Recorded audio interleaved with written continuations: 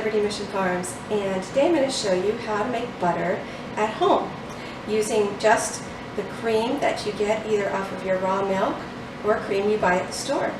It's surprisingly easy to do. Even a little child can help with this process. All you need is either some raw milk.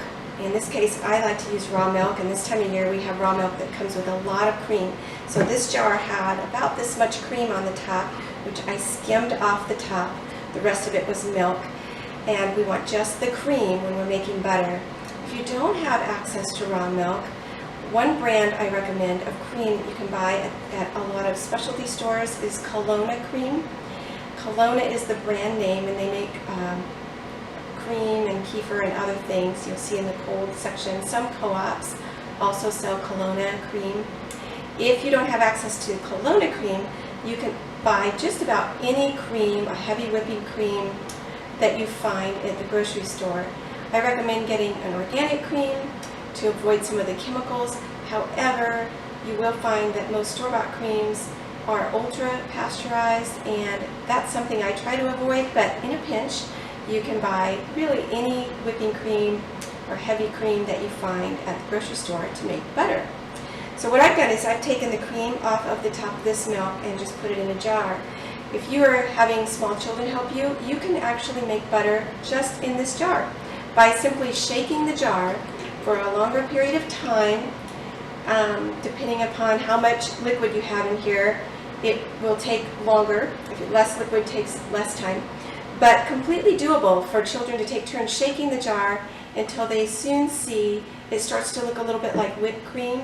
And then eventually, if you keep on shaking the jar, the liquid will start to separate from the solid, and the solid will be your butter, and the liquid will be buttermilk, which you can use for a lot of other things.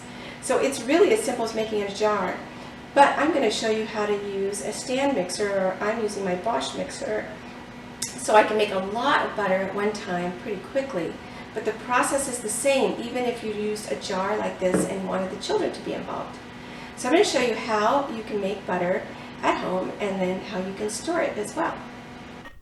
So what I have done is simply poured in that cream into my Bosch mixer, and I have it fitted with a wire whip fitting, so it's used normally for making whipped cream or things that are real light and fluffy. And I have it set on the high speed, and I'm simply letting it go until you see it's starting to get a little bit thicker, almost to that whipped cream stage. You can kind of see how it's starting to stick, and I could stop after the next couple of minutes and I would have a nice whipped cream.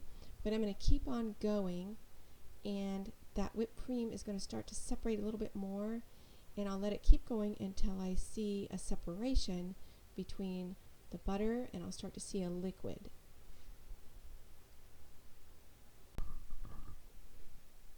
So I have it now on the highest speed still, and I'm going to let it keep going, and you can see it now. I'm starting to get little clumps of butter, and it's a little hard to see, but there's more liquid at the bottom of the bowl, and the clumps of butter are separating. Now that I'm seeing that separation, I can remove the chunks of butter and strain the buttermilk out. So I'm going to strain it out. I've got it in a bowl. I'm going to strain out the liquid from the butter, and then I'm going to start to shape it. Now the best way to strain it would be with an actual cheesecloth, a muslin cloth, but since I do not have that available, I had some store-bought cheesecloth. It's really too wide of a weave, so I'm just situating it into a very fine mesh strainer, and I'm going to strain it out. And from there I'll gather up the edges of the cheesecloth and start to squeeze, and I will then run water over the butter, actually rinsing it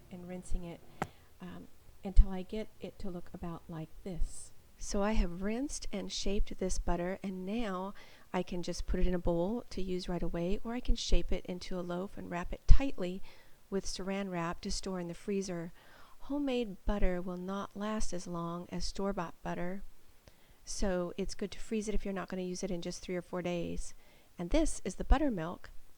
This is what was strained from the butter before I rinsed it in water, and this can be put in the refrigerator and used like you use any other buttermilk. The butter itself can now be shaped into a mold if you prefer, or wrapped in saran wrap and stored in the freezer if you're not going to use it right away. Usually in our house it gets used right away.